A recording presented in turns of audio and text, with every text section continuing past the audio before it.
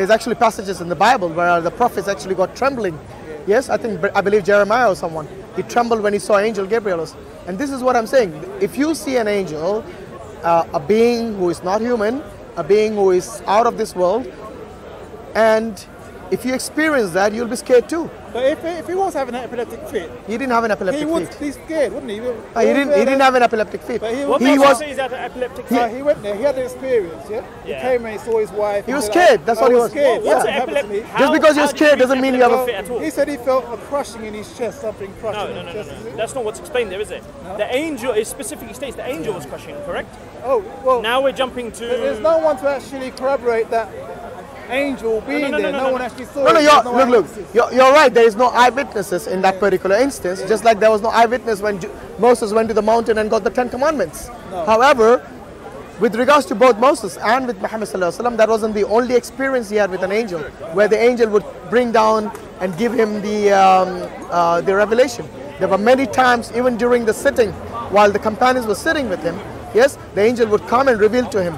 In that instance, they would know that he's getting revelation. Oh, so they actually saw the angel as well? No, they didn't see the angel. The angel wasn't visible to them. Oh, so the angel was sitting with them?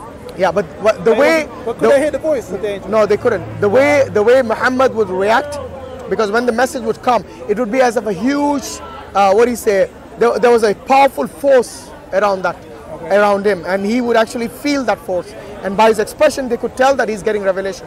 And he would be sweating, and he would be basically, this is the way they would understand that he's now getting revelation. Some innocent, there were one time he was in a camel, and the camel sit down. By the force. He could not take. Yes. The weight. camel could not take the weight, so they immediately. So these were examples in which the camel couldn't take the weight of what? Of Muhammad when he was getting the revelation. The revelation, yeah. So basically, what happened is when the angel had a weight. It could be a gravity, you could call it gravity or whatever you wish to call it. Look. What we know is that this camel couldn't basically take the burden of when Muhammad received the revelation. So the camel the camel literally sat down at that point because of the weight. So while it was walking, that is while the camel was walking, Muhammad sallallahu alaihi wasallam was seated on the camel.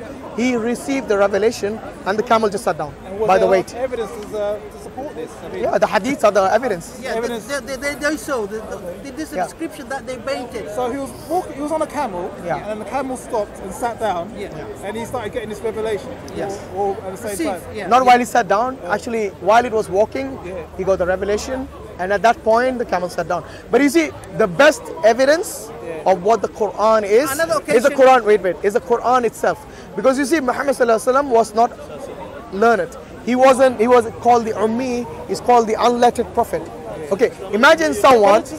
That story that you said, you see how people want more evidence to support that story. But I'm giving you the evidence. If you listen to this, then you tell me whether that's evidence enough to suggest that Muhammad got a revelation from God or not. At the time of Muhammad, yes, the Arab scholars and the Arabs who were there, who were very good poets and very good in terms of literature and prose and so on, yes, they actually heard Muhammad's recitation of the Quran. And when they heard this, they would say, this is not from him. Yes, and they would start calling him in like a madman or something like that, many different names.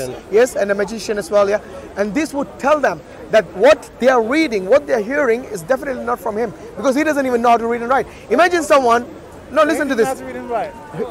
How long was he getting these revelations for? For over 23-year period. So why didn't someone teach him how to read and write in that 23-year period? Because that wasn't the purpose of the Prophet Muhammad sallallahu alaihi wasallam. It's more accurate. Whilst he's getting the revelation, if he could write it down himself, I mean, someone could easily teach him in about a year or so. But hear me out. Let me finish what I'm saying. I'm saying, imagine someone who writes, for example, a book, yes, and he writes it in perfect English. He writes it in a perfect prose, and his structure of grammar and everything is absolutely perfect. And then he turns around and he says to you, I don't know how to read and write. Would you believe him? Would I believe him? Yes. If he wrote it down? Yes. If he wrote it down, then obviously he can read and write. Yes. Yeah? No, he claims that that book is something that is his, yes, and this is been present to you as his. Yeah. But when he met you, he says, I can't read and write. Would you believe him? I believe that someone has obviously taught him how to read and write, so if he's written that book, yes, or someone else has written it for him, or something like that. Yeah. So that's a question you would ask him, isn't it? You would ask him, did someone write this for you? But you see, a person who's who's unlearned, who didn't go to university, who did not go to school, yes? Do you really think he would be able to come up with structure and prose and language? Yes, as compared to a person who actually studied at the university level. Yes. Do you really think that it would basically be the same in terms of the way they structure the language? It'll be different, isn't it? Yeah, someone who is unlearned, yes, they'll have a very rough language, rough in the sense that maybe there might be grammatical mistakes, there might be mistakes in the way they structure the sentence, they might be using words which are very simplistic when you could use some, I don't know, when you could use something more sophisticated in terms of forming the sentence. You would tell from the structure of the sentence, and you could actually gauge the understanding that this person is probably just someone who barely knows English. If God is all powerful, yeah? Yeah. Then surely God could have taught him how to read and write, you know? He could have. So, but like I said, that wasn't the purpose of God. No, but so when he actually is reciting what he's been taught, yeah? Yes. And someone has written it down, he can say, because these are fallible people, he can say, well, this is not what I actually said, you written it down wrong. And he can verify it. I mean, if you're dictating to me something, and I'm writing down the dictation, and you come and proofread it afterwards, and you may find a lot of grammars and errors in it. Yeah. Now, Muhammad is the only one that had revelation firsthand. He can't read it and see if there's any errors in it. So they might have written down in errors. Yeah. And considering it was written down in pieces of parchment and stuff He like can't that, read, but can he hear? He can hear. So imagine you wrote something, I dictated something to you, and you wrote it down with an error. Yes? I will ask you to read it back to me.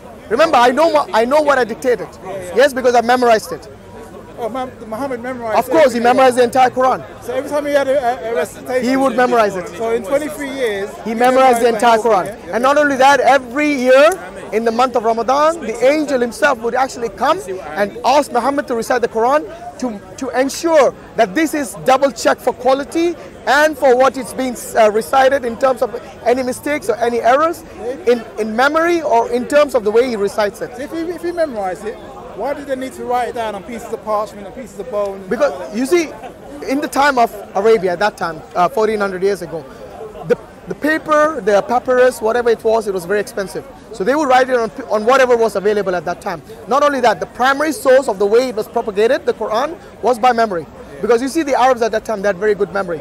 They would remember the genealogy of their horses. Yes, that this horse's mother was this and this father was this. They would basically have such in-depth knowledge in terms of memorizing that they would memorize things like that, which to us might be mundane, which might not even be relevant. They would memorize poetries, lengthy poetries, yes? And you see, there is also evidence in the Iliads, you know the Iliads, which was written by, I believe, by, what's his name? The Greek guy, Homer. Yes? So Homer has written, and at that time they say that this was basically written down from memory, or written down. It's a lengthy tale, you know, the tale of Gilgamesh. Not Gilgamesh, probably not that, but it's basically the story of Greece, you know, when Greece and the Romans and basically when they used to have wars and so on. It's all this mythology of the Greeks and the Romans, and it's quite a lengthy one, and they say that was written from memory. But anyway, what I'm saying is that, you see, Muhammad was able to understand what people, when they recited back to him. So when those scribes used to recite back to him, he would tell them he would either correct them or tell them to put this verse in a particular location within the scripture of the Quran. So they would know. How would they know? Like, say for instance, you're taking that Quran out of Mecca, Medina, you're going to Africa, Somalia, and you're using your voice to translate it to a different language as well. No, it's the same language. The Quran is always in Arabic, my friend. And that is the beauty of the Quran. You see, it is translated. I totally agree. It is translated, but that translation is not called the Quran. There's a difference between the Quran and the translation of the Quran. And the translation of the meaning of the Quran even. So what I'm saying is that if you go to Somalia, you go to America, you go to Australia, you go to India, you will find the same Quran in Arabic recited by Arabs and non-Arabs. Yeah, but isn't it translated into different language so they can understand it? No, it is translated, I agree. But remember what I told you, the translation is not the Quran. The Quran remains from the time of Muhammad until when it's Well, when God wishes it The to. glorious Quran is translated into English. Yeah, of course there is translations of the Quran. I'm not saying no. Translation errors in it, you know. Which Yeah, this you means see the something else. translations you'll find different. Like for example, if you read the KJV and the NIV, you'll find different wordings for the same verse. This is basically the translation from the original into English, because not everything in Arabic can be rendered into English. You have to somehow look at the culture, look at the idioms, and translate it instead of translating everything literally. Otherwise, it won't make sense to you. So there is something always lost when you translate it from language A to language B. So that's the reason we always keep it in Arabic, regardless of your background, regardless of where you're from. But I can't understand Arabic, yeah? Yeah, then you rely on the translation. You got classical Arabic as well. People say you got to learn the original Arabic, which is not being used today, you know? Oh, it's used today, of course. The classical Arabic is still The being classical used. Arabic is used today, yes. Okay, yeah. Yes. But I can't, I mean, someone's giving me the Quran, and it's in English. Yeah. And they say, well, you can't really understand it unless you learn Arabic and read it in Arabic. Camera over there. They're blocking the view. You know what I mean? Yeah. So for me, it's like a disadvantage to me. And like, when I look at it up myself, there's so much confusion, especially even in Islam. You've got different sects of Islam. You've got Sunnis and Shias, Ahmadiyas, and you've got Sufis. You know, so there's so many different belief systems in Islam as well. Yeah, just like any other In religion. Christianity, it's even worse. There's about 40,000 different denominations of Christianity. I think all the faiths, even the Judaism, even other faiths, they all they all have this different sects, different interpretation of the original. But you see, if you find in all the different religions, you'll find one mainstream. Yes, there'll be a mainstream and mainstream Sunni Islam. Whenever it comes to the Quran, trust me, even the Shias, even the Ahmadis, even these people, they are actually unanimous in the sense that they all agree with the Quran, that the Quran is how they interpret it. And also one other thing. Do you understand that? There's a difference. Even the sects of Islam, they agree that the Quran in Arabic is what it is, and they read it as such. I was going to go to Trafalgar Square today, yeah? Yeah. You got a fantastic celebration, Diwali celebration, yeah? And some of my friends have gone over there, they're Hindus. Really nice people. Yeah. Now, God is watching these people from centuries following this belief, which came before Islam, before Christianity, and having a fantastic celebration. These are really good people. Yeah. Now, if the Quran came about, and it's the one true word of God, and God can see all the different belief systems, you've got Christians, you've got Islam, you've got Buddhists, why can't He resolve this? By coming down and telling people, right, all you guys, all worshiping the wrong religion, these guys are right. What makes you think that if God came down, they would believe Him? Because He showed Himself. If He was a parent, then isn't that what the Christians believe, that God came down? You see what happened? It caused more division. By your own admission, the Christians themselves have fallen into so many different sects. So you see, just because claiming that God comes down and tells everyone, first and foremost, when you say God comes down, he has to first relate to you. The only way He can relate to you is for Him to become a mortal, a human being. And that wouldn't be God, that would be someone else then. You see what I mean? So your logic and your understanding of God coming down, it doesn't really work, because what happens is that no one can see God and live. Yes, look at the sun itself. The sun is a creation of God. When it's really a sunny day, even in Britain, yes, are you able to look at the sun directly without being affected by it? No, you get blinded, yeah? Yeah, so you will have trouble looking at the sun. Remember, this is the creation of God. Not only that, this is like billions of miles away. I don't know, thousands, tens of thousands of miles away. How can you stand God Himself, who is mightier than all this creation, all the stars put together? Yes? How will you be able to see Him? And that's the reason you cannot see God and live, at least not in this world. But in the hereafter, you will. Christians believe that God was humbled Himself, yeah, to become a man. Yeah, that means no more God then. Yeah, but that's what He did. That's the whole point of it. So it defeats the purpose of God coming down He then. He became a human being for 30 years, or 33 years. And then got killed by His own creation. He got created, He got killed by His own creation then. That was what He's doesn't even make sense, bro. Exactly. So that's the reason. Anyone who says that, why doesn't God come down as a man and then tell us all to come together? Because but you're saying that makes sense. But 2/3 of the world's population, believe in this Christianity. It doesn't matter. It doesn't matter, my friend. The point here is this: it's not the quantity of people who believe or disbelieve. You know, very soon there are countries. Actually, there are already countries in Northern Europe. Yeah. So if you go to places like Scandinavia, the number of Christians have dwindled in comparison to atheism. Atheism has caught on there. So you'll find some places where it's 70% atheists. This just because in this country is 52% atheists. Yeah, that's what I'm saying. Just because the number of atheists have grown in this particular region, it doesn't mean atheism is correct, is it? No. So that logic also doesn't work. It is not the number of people. It is what you are being taught and whether it makes complete sense. You see, because if God gives you a particular revelation, yes, He's going to give it to you in such a way that it makes sense to you, that you're able to reason with the intellect God has given you. It's better to be open-minded and be prudent and say, maybe I can be wrong. I can falsify my own beliefs. And if I test my beliefs and think, I could be wrong in this, you might find that you are right. Yeah. But if you're not willing to test it... No, but God has given a falsification test already. If God has given us a falsification test in the Quran with regards to itself, when God says that this is we have revealed the book, we have revealed the zikr, and we have preserved it. So this is one way that God is telling you that He's preserved it. Now another verse tells us that if this book is from anyone other than Allah, surely you'll find discrepancies and contradictions in it. But then that's a circular argument. Yeah. Because no, hear me out. My friend, you didn't let me finish. Let me finish. Yeah. Okay? Quran is basically open itself to being critiqued. Yeah. Yes? Yeah. Now you tell me that, you see, that all you need to do as a person who is not a Muslim, yes, as a person who wants to challenge the Quran, is to find a single contradiction.